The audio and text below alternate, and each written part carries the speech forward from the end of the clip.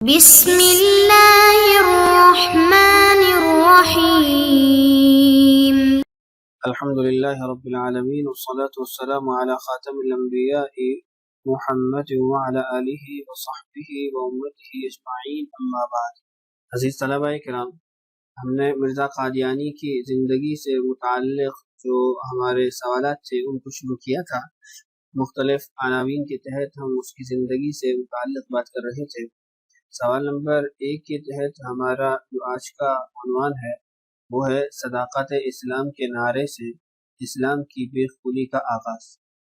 قادیان پہنچ کر پہلے تو عام مسلمانوں کی توجہ اپنی طرف مبذول کرنے کے لیے مرزا غلام احمد قادیانی نے عیسائیوں، ہندوؤں اور آریوں سے کچھ نامکمل مناظرے کیے۔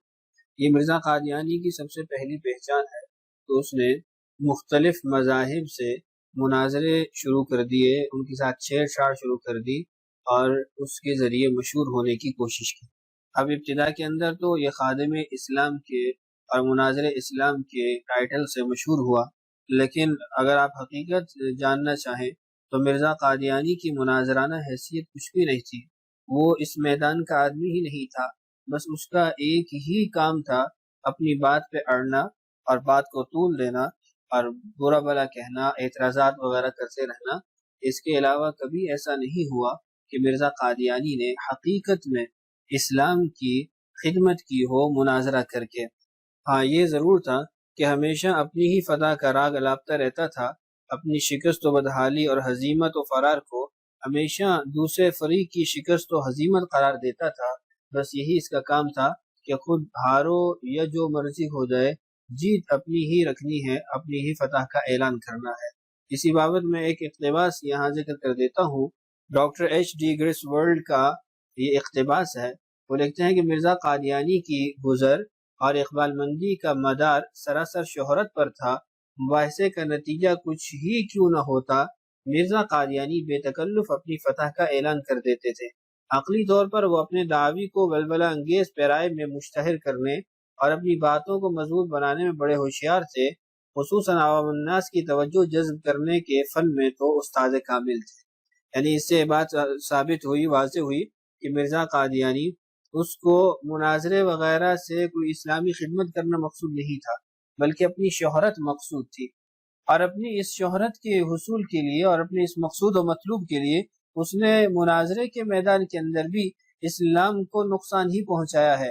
اسلام کو اس قدر نقصان پہنچایا ہے کہ آپ تصور نہیں کر سکتے کہ مرزا قادیانی ہندوؤں کو، عیسائیوں کو، آریوں کو مناظرے کر کے اشتعال دلاتا تھا، ان کے مذاہب کی توہین کرتا تھا، اور ان کے مذاہب کی توہین اور اشتعال انگیزی دلانے سے یہ نتیجہ نکلتا تھا کہ وہ ظالم رسول اللہ صلی اللہ علیہ وسلم کو، اسلام کو گالیاں دیتے تھے، گستاخیاں کرتے تھے۔ آپ صرف پنڈت لیکرام کی ہی گالیاں دیکھ لیں کہ جب اس نے براہین احمدیہ کے رد میں تکذیب براہین احمدیہ لکھی ہے، اس میں اس نے اتنی گالیاں دی ہیں اللہ کے مقدس انبیاء کو، مقدس ہستیوں کو، خاص طور پہ محمد رسول اللہ صلی اللہ علیہ وسلم کو، آپ کے صحابہ کو، اہل بیت کو، کہ یقین سے کہا جا سکتا ہے کہ سابقہ تمام زمانے میں کسی ایک فرد نے اس درجے رسول اللہ صلی اللہ علیہ وسلم کی یا دیگر انبیاء کی گستاخیاں نہیں کی جتنی پنڈت لیکرام نے کی ہیں تکذیب براہین احمدیہ کے اندر۔ اس کی وجہ کیا تھی؟ وجہ مرزا قادیانی تھا کہ یہ اشتعال دلاتا تھا، برا بلا کہتا تھا۔ ایک طویل اس کے ساتھ بحث مباحثہ ہے مرزا قادیانی کا، کبھی اس کو چیلنج دیتا، کبھی اس کو اپنے معجزہ دکھانے کے لیے بلاتا، کبھی اس کے ساتھ جو ہے وہ شرطیں لگاتا، تو یہ مستقل اس کو مناظرے کی دعوت دے کے، اشتعال دلا کے اسلام کو گالیاں دلواتا اور رسول اللہ صلی اللہ علیہ وسلم اور دیگر انبیاء کی گستاخیاں کرواتا۔ تو اس لیے آپ کے ذہن میں رہنا چاہیے کہ مرزا قادیانی نے جو مناظرے کیے تھے اس کی بنیادی وجہ شہرت حاصل کرنا تھا، اسلام کی خدمت نہیں تھی، اور اس کے یہ مناظرے ایک بنیاد کی حیثیت رکھتے ہیں اس کے جھوٹے دعووں کے لیے۔ آگے دیکھیے، اس کے بعد 1880 سے براہین احمدیہ نامی کتاب لکھنا شروع کی، جن میں اکثر مضامین عام مسلمانوں کے عقائد کے مطابق تھے، لیکن ساتھ ہی اس میں مرزا نے اپنے بعض الہامات داخل کر دیے، اور طرفہ تماشا یہ کہ صداقت اسلام کے دعویٰ پر لکھی جانے والی اس کتاب میں انگریزوں کی مکمل اطاعت اور جہاد کی حرمت کا اعلان شدومت کے ساتھ کیا۔ مرزا قادیانی نے 1880 سے 1884 تک براہین احمدیہ کے 4 حصے لکھے، جبکہ 5واں حصہ 1905 میں لکھ کر شائع کیا۔ براہین احمدیہ بھی ایک مستقل موضوع اور مضمون ہے۔ انشاءاللہ میں آخر کے اندر جہاں ان کی کتابوں کی بات کروں گا وہاں براہین احمدیہ پر تفصیلی کلام کروں گا کہ اس کے اندر اس نے کیا دھوکے دیے، کیسے لوگوں سے مال بٹور کے چندہ کر کے اس نے ہضم کیا، اور پھر اس نے جو دعوے کیے تھے اس کتاب کے اندر اس سے کیسے جان خلاصی کی، اور جو تفاصیل ہے انشاءاللہ وہ آخر کے اندر مرزا قادیانی کی کتابوں کے عنوان کے تحت آپ کو مل جائیں گی۔ اگلا ہمارا عنوان ہے دعوی مرزا۔ 1880 سے مرزا قادیانی نے مختلف دعووں کا سلسلہ شروع کیا۔ اس کے چند اہم دعوی یہ ہیں۔ پہلا دعویٰ تھا 1880 میں ملہم من اللہ ہونے کا۔ 1880 میں ملہم من اللہ ہونے کا دعویٰ کیا کہ اللہ تعالیٰ کی طرف سے اس کو الہام کیا جاتا ہے۔ 1882 کے اندر اس نے دعویٰ کیا کہ میں مجدد ہوں، مجدد ہونے کا اس نے دعویٰ کیا۔ 1891 میں مسیح موعود ہونے کا دعویٰ کیا۔ 1899 میں ذلی بروزی نبوت کا دعویٰ کیا، اور 1901 میں مستقل صاحب شریعت نبی ہونے کا دعویٰ کیا۔ اس کے علاوہ اور بھی اس نے عجیب و غریب قسم کے دعوے کیے ہیں۔ ان دعووں کے بارے میں مستقل کلام پہلے گزر چکا ہے۔ غالباً ایک مجدد ہونے کا جو اس کا دعویٰ ہے اس سے متعلق کلام نہیں ہوا، انشاءاللہ میں آگے اس کو ذکر کر دوں گا۔ آگے جو اس کے کچھ اور عجیب و غریب قسم کے دعوے ہیں ان کی طرف بڑھتے ہیں۔ بیت اللہ ہونے کا دعویٰ کہتا ہے خدا نے اپنے الہام میں میرا نام بیت اللہ بھی رکھا ہے۔ 40 جلد 4 صفحہ نمبر 15 حاشیے کے اندر لکھا ہے، اور روحانی خزائن جلد 17 صفحہ نمبر 445 پر۔ 1882 میں مجدد ہونے کا دعویٰ جب 13ویں صدی کا اخیر ہوا اور 14ویں صدی کا ظہور ہونے لگا تو خدا تعالیٰ نے الہام کے ذریعے سے مجھے خبر دی کہ میں اس صدی کا مجدد ہوں۔ کتاب البریہ صفحہ نمبر 183 پر حاشیہ، روحانی خزائن جلد 3 صفحہ نمبر 200۔ 1882 میں معمور ہونے کا دعویٰ کیا، میں خدا تعالیٰ کی طرف سے معمور ہو کر آیا ہوں۔ آگے کتاب کا حوالہ بھی موجود ہے۔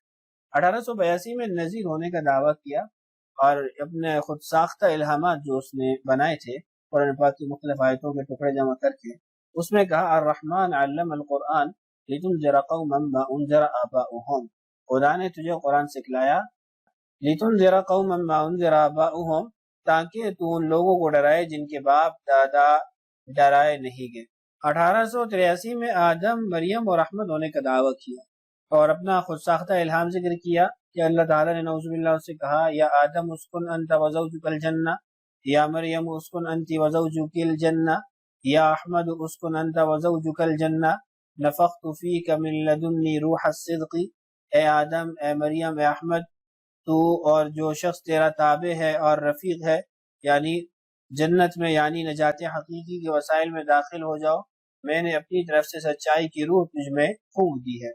اس ترجمے کا جو سقم ہے وہ چونکہ اس نے خود یہ ترجمہ کیا ہوا اسی کتاب سے نقل کیا گیا ہے، تو اس لیے اس کے اندر جو کمی بیشی ہے وہ آپ خود پڑھ چکے ہیں، محسوس کر چکے ہیں کہ اس نے یہ جو غلط ترجمہ عربی عبارت کو کیا ہوا ہے یہ اسی کی اپنی کتاب سے ہے۔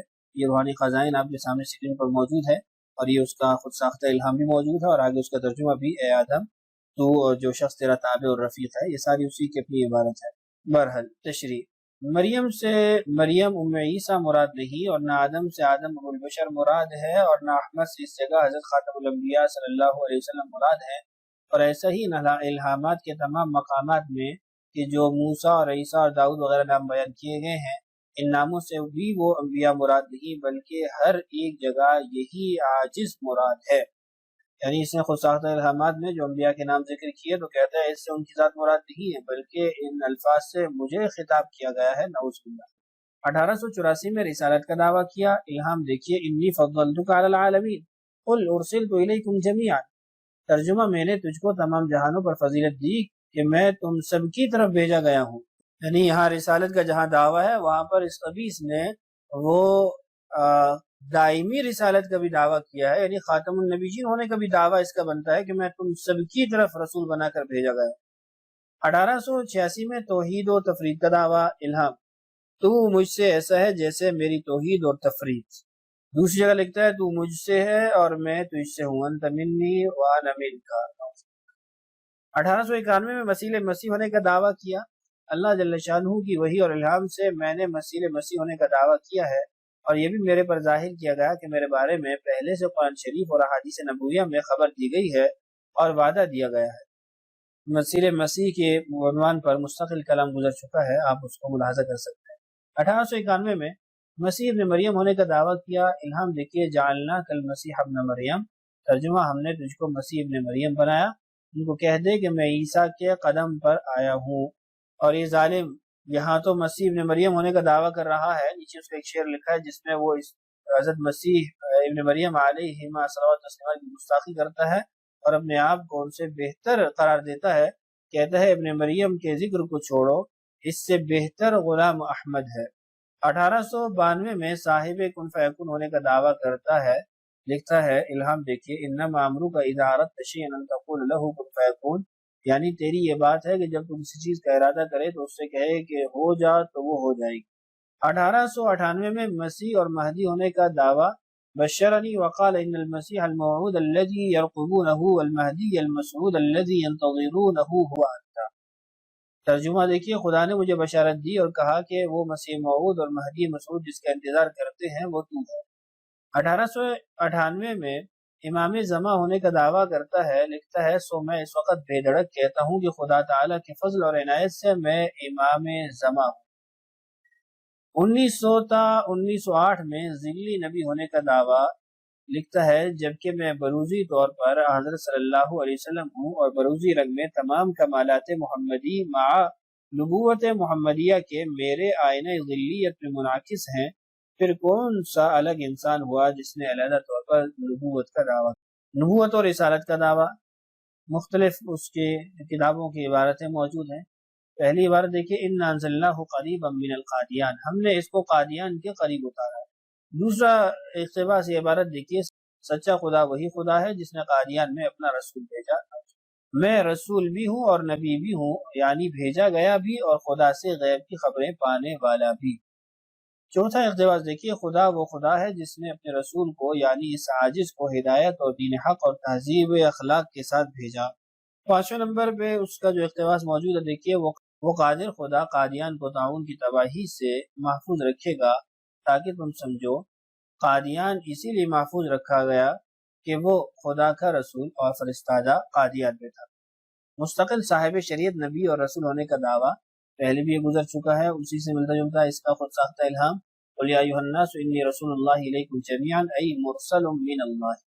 ترجمہ بھی اسی کا ہے، کہہ کہ لوگو میں تم سب کی طرف خدا کا رسول ہو کر آیا ہوں۔ دوسرا اقتباس ہے اس کا، اِنَّا أَرْسَلْنَا إِلَيْكُمْ رَسُولًا شَاهِدًا عَلَيْكُمْ كَمَا أَرْسَلْنَا إِلَى فِرْعَوْنَ رَسُولًا، کہ ہم نے تمہاری طرف ایک رسول بھیجا، اسی رسول کی مانند جو فرعون کی طرف بھیجا گیا تھا۔ اب یہاں پر وہ مثل موسیٰ ہونے کا دعویٰ کر رہا ہے اور مستقل رسول اس درجے کا ہونے کا نعوذ باللہ دعویٰ کر رہا ہے۔ تیسرا اقتباس ہے، اور اگر کہو کہ صاحب الشریعہ افتراء کر کے ہلاک ہوتا ہے، نہ ہر ایک مفتری، تو اول تو یہ دعویٰ بے دلیل ہے، خدا نے افتراء کے ساتھ شریعت کی قید نہیں لگائی، ما سوا اس کی یہ بھی تو سمجھو کہ شریعت کیا چیز ہے۔ جس نے اپنی وحی کے ذریعے سے چند امر اور نہیں بیان کیا اور اپنی امت کے لیے قانون مقرر کیا، وہی صاحب شریعت ہو گیا۔ بس اس تعریف کی روح سے بھی ہمارے مخالف ملزم ہیں، کیونکہ میری وحی میں امر بھی ہے اور نہیں بھی۔ مثلا یہ الہام قل للمؤمنین یغضوا من ابصارہم ویحفظوا فروجہم ذلک ازکی لہم، یہ براہین احمدیہ میں درج ہے اور اس میں امر بھی ہے اور نہیں بھی، اور اس پر 23 برس کی مدت بھی گزر گئی۔ اور ایسے ہی اب تک میری وحی میں امر بھی ہوتے ہیں اور نہیں بھی۔ اگر کہو کہ شریعت سے وہ شریعت مراد ہے جس میں نئے احکام ہوں تو یہ باطل ہے۔ اللہ تعالیٰ فرماتا ہے ان ھذا لفی الصحف الاولی صحف ابراہیم و موسیٰ، یعنی قرآنی تعلیمات تورات میں بھی موجود ہیں۔ اور اگر یہ کہو کہ شریعت وہ ہے جس میں بے استعفاء امر و نہی کا ذکر ہو تو یہ باطل ہے، کیونکہ اگر تورات یا قرآن شریف میں بے استعفاء احکام شریعت کا ذکر ہوتا تو پھر اجتہاد کی گنجائش نہ رہتی۔ یعنی یہ صاحب شریعت نبی ہونے کا اس کا دعویٰ ہے۔ اسی پر اگلا اقتباس دیکھیے، یاسین انک لمن المرسلین علی صراط مستقیم، اے سردار تو خدا کا مرسل ہے راہ راست پر۔ چوتھا اقتباس دیکھیے، فکلمنی ونادانی وقال انی مرسلک الی قوم مفسدین وانی جاعلک للناس اماما وانی مستخلفک اکراما کما جرت سنتی فی الاولین۔ ترجمہ واضح ہے کہ پھر اس نے مجھ سے کلام کیا، مجھے پکارا اور کہا کہ میں تمہیں بھیجنے والا ہوں ایک ایسی قوم کی طرف جو فساد کرنے والی ہے، اور میں تمہیں لوگوں کے لیے امام بنانے والا ہوں، اور میں تمہیں اکراماً خلیفہ بنانے والا ہوں، جیسا کہ میری پہلوں میں سنت جاری تھی۔ آگے لکھتا ہے والذی ارسل رسولہ بالہدی ودین الحق ليظہرہ علی الدین کلہ، اور یہ خبیث اپنے آپ کو اس آیت کا مصداق قرار دیتا ہے۔ اب ظاہر ہے کہ ان الہامات میں میری نسبت بار بار بیان کیا گیا کہ یہ خدا کا فرستادہ، خدا کا مامور، خدا کا امین اور خدا کی طرف سے آیا ہے، جو کچھ کہتا ہے اس پر ایمان لا اور اس کا دشمن جہنمی ہے۔ یہ ہے مرزا غلام احمد کے چند دعوی، جیسا کہ ہم پہلے اشارہ کر چکے ہیں کہ ان سبھی دعوی کے صرف دو محرکات: الف، مسلمانوں میں افتراق پیدا کر کے حکومت برطانیہ کی کاسہ لیسی پیالہ چاٹنا، یہ اس کا مقصد تھا، یہ محرک تھا۔ دوسرا مالی خلیہ اور مراق کا اثر ظاہر ہونا، یہ اس کی بیماری ہے۔ انشاءاللہ میں اس کے اوپر تفصیلی کلام وہ آگے مرزا قادیانی کی بیماریوں کے عنوان کے تحت انشاءاللہ کروں گا کہ اس کو کون کون سی بیماریاں تھیں اور ان بیماریوں کے اثرات کیا ظاہر ہوتے ہیں، مستقل موضوع ہے انشاءاللہ۔ نوٹ: انہی دو وجوہات کو عوام کے سامنے بیان کر کے مرزا قادیانی کے دعوی بتدریج بیان کرنے چاہیے، تاکہ عوام کا ذہن اس بات کو بآسانی قبول کرنے پر آمادہ ہو کہ ان بلند و بانگ دعووں کی بنیاد روحانیت، عقلیت یا حقیقت پر نہیں، بلکہ صرف اور صرف مادیت پرستی، بدعقلی اور کذب پر ہے، اور اس کا سبب اور وجہ وہ مسلمانوں میں افتراق پیدا کر کے انگریز کی خدمت کرنا، مال بٹورنا اور شہرت پانا، اور پھر اس کے ساتھ ساتھ چند ایسی بیماریاں جو انسان کے اندر یہ طلب پیدا کر دیتی ہیں کہ وہ بڑے بڑے دعوے کرے۔ تو یہ سوال نمبر 1 مکمل کیا، زیادہ تفصیلات میں نہیں گئے۔ اس کی وجہ یہ ہے کہ اکثر جو یہاں پر عناوین تھے وہ آپ تفصیلاً سابقہ ویڈیوز میں پڑھ چکے ہیں۔ اللہ تعالی ہم سب کو اس فتنہ سے محفوظ فرمائے، اللہ تعالی ہم سب حامی و ناصر ہو۔ السلام علیکم ورحمۃ اللہ وبرکاتہ۔